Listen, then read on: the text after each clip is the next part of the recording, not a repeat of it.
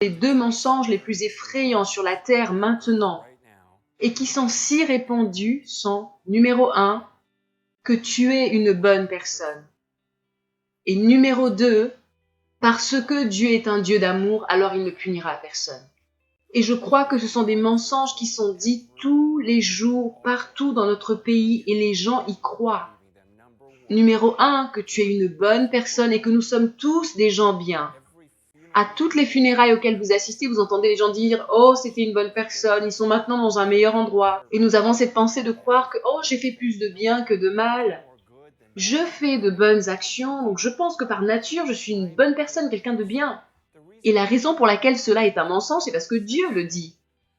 Dans l'épître aux Romains, au chapitre 3, il explique que tous les hommes sont pécheurs et aucun n'est bon. En fait, dans Romains, au chapitre 3, il est écrit, verset 9, « Tous, juifs et grecs, sont sous l'empire du péché, selon qu'il est écrit, il n'y a point de juste, pas même un seul. Nul n'est intelligent, nul ne cherche Dieu, tous sont égarés, tous sont pervertis, il n'en est aucun qui fasse le bien, pas même un seul. » Et au verset 23, il est écrit « Car tous ont péché et sont privés de la gloire de Dieu. » D'accord, vous avez le monde et même peut-être beaucoup de vos amis et même votre propre cœur et vos sentiments qui vous disent « Je suis quelqu'un de bien ». De l'autre côté, vous avez la parole de Dieu, Dieu qui dit « Lorsque je regarde le monde, je regarde en bas et je ne vois aucun homme qui soit juste. Même pas un seul, je vois leurs péchés et le salaire, il dit que le salaire du péché, c'est la mort. Que tous méritent ce jugement. Lorsque je me souviens de ce que Dieu a fait au cours de l'histoire, lorsqu'il a regardé dans le monde en Genèse au chapitre 6, et que Dieu était attristé de voir que le cœur de l'homme était toujours tourné vers le mal, il a envoyé un déluge et pour tous les détruire. Je suis sûre qu'à ce moment-là, il y avait des gens sur la terre qui disaient « Je suis quelqu'un de bien. Je sens que je suis quelqu'un de bien, tous mes amis disent que je suis quelqu'un de bien. » Mais lorsque Dieu a regardé la terre, il a dit « Il n'y en a aucun qui est juste. Je vais tous les détruire, à l'exception de Noé, de lui et de sa famille, et pour le reste, je vais tous les détruire, je vais détruire ce monde. » Voyez-vous, cela va de pair avec ce second mensonge qui est si destructeur. De nos jours, les gens se disent « Mais comment est-ce qu'un Dieu d'amour punirait, jugerait ?» Non, il n'y a pas, l'enfer n'existe pas. Il me punirait à la fin de ma vie? Eh bien, encore une fois, regarde aux actions de Dieu. Est-ce qu'un Dieu d'amour détruirait la terre par un déluge? Eh oui, parce qu'il est le Dieu de justice et aussi le Dieu de colère. Et en plus, quand vous regardez au livre d'Apocalypse, de Révélation, regardez ce que fait ce Dieu d'amour.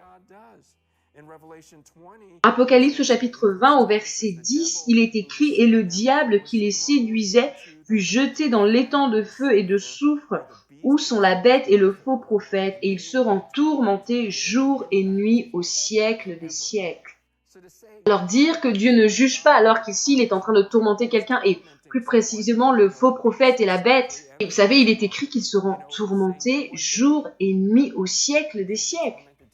Et ça, c'est Dieu, et il est dit plus tard au verset 15, « Quiconque ne fut pas trouvé écrit dans le livre de vie fut jeté dans l'étang de feu. » D'accord, vous avez donc ce mensonge que tout le monde vous dit. Et tu sais quoi, si Dieu est un Dieu d'amour, il ne punirait pas.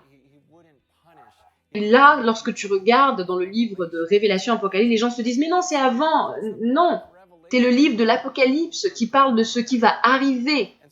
À certains moments, nous devrions nous demander « Mais qui est l'autorité ?»